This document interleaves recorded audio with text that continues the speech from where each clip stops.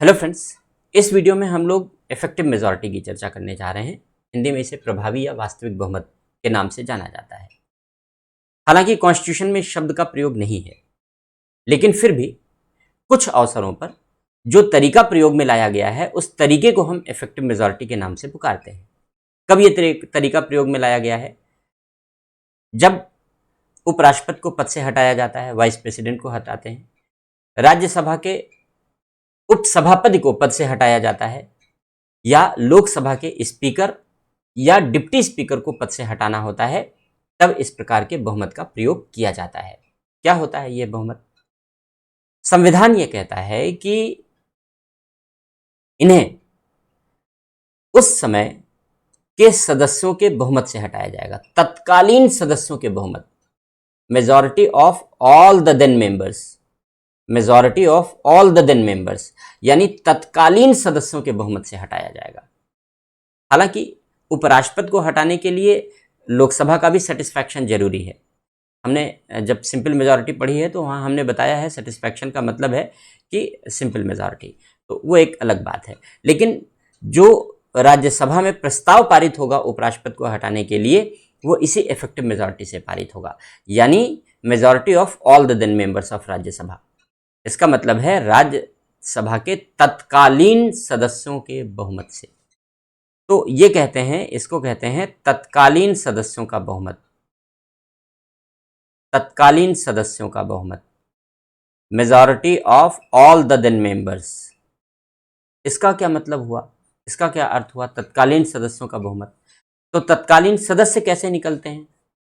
तत्कालीन सदस्य का मतलब होता है, इसका अर्थ होता है कि सदन के जितने कुल सदस्य संख्या हैं, उस कुल सदस्य संख्या में से जितने स्थान खाली हैं, रिक्तियां हैं, उसको माइनस कर देते हैं, तो तत्कालीन सदस्य निकल आते हैं। उसके बहुमत से जब पारित किया जाए तो ये इफेक्टिव मेजॉरिटी कहलाता है, यह वास्तविक बहुमत कहलाता है। इसमें रिक्तियों को, वैकेंसी को घटाते हैं। अगर कोई एब्सेंट है, अगर सदन में चुनकर आया है लेकिन एब्सेंट है, उस दिन सदन में भाग लेने नहीं आया, तो वो नहीं इंक्लूड होगा, वो नहीं शामिल होगा। अगर सीट भरी हुई हैं और वो सदन में भाग लेने नहीं आए किसी कारण से, तो वो नहीं शामिल होंगे रिक्तियों में। रिक्तियों में वो शामिल होंगे जो वैकेंसी हैं, जो वैकेंट हैं, यानी उस पर चुनाव ही नहीं हुआ है, या वे नामित ही नहीं हुए हैं, वे नामित ही नहीं हुए हैं, या वे चुनाव ही उन पर नहीं हुआ है, उसे रिक्तियां कहेंगे, उन्हें वैकेंसी कहेंगे। तो जब ऐसे रिक्तियों को माइनस कर देंगे तो तत्कालीन सदस्य निकल आएंगे, और जब तत्कालीन सदस्य निकल आएंगे तो उसका बहुमत निकाल लेंगे, वो इफेक्टिव मेजॉरिटी हो जाएगा। कैसे? जैसे एक एग्जाम्पल से समझते हैं हम लोग इस बात को। एक एग्जाम्पल ले लेते हैं इस बात को समझने के लिए। मान लिया जो राज्यसभा है हमारी, राज्यसभा में कुल मेंबर 245 हैं, ये तो हम जानते हैं। ये टोटल मेंबर्स हैं राज्यसभा के, ये टोटल मेंबर्स हैं राज्यसभा के। अब इसमें हमने मान लिया कि जो वैकेंसी है हमारी 15 है, 15 सीटें खाली हैं। इन पर ना तो इलेक्शन हुआ है या नॉमिनेशन से भरा जाना था, क्योंकि 12 मेंबर्स नॉमिनेशन के जरिए भरे जाते हैं राज्यसभा में। तो मान लिया हमने कि ना तो नॉमिनेशन हुआ ना तो इलेक्शन हुआ, तो 12 सीट्स खाली हैं, 12 स्थान खाली हैं। हमने पहले ही बताया कि जो सीटें भरी हैं और बैठक में हिस्सा लेने नहीं आए, उनको इंक्लूड नहीं करते, केवल वैकेंसी को इंक्लूड करते हैं।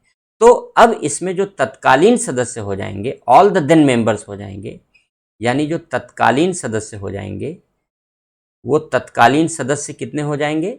तत्कालीन सदस्य हो जाएंगे 245 माइनस 15, ये हो जाएंगे 230। तत्कालीन सदस्य हो गए 230। तो अब जो वास्तविक बहुमत निकलेगा वो 230 पर निकलेगा। जो इफेक्टिव मेजॉरिटी निकलेगी वो 230 पर निकलेगी, वैकेंसी को घटा के निकलेगी। तो क्या हो जाएगी इफेक्टिव मेजॉरिटी इस केस में? इफेक्टिव मेजॉरिटी हो जाएगी इस केस में 230/2 + 1। मेजॉरिटी मतलब आधे से एक ज़्यादा। जब भी हम मेजॉरिटी की बात करें, बहुमत की बात करें, तो बहुमत का मतलब सामान्य अर्थों में आधे से एक ज़्यादा, जबकि कोई कंडीशन इम्पोज ना की जाए, उसमें कोई कंडीशन न लगाई जाए, तो सामान्य अर्थों में मेजॉरिटी का मतलब आधे से ज़्यादा।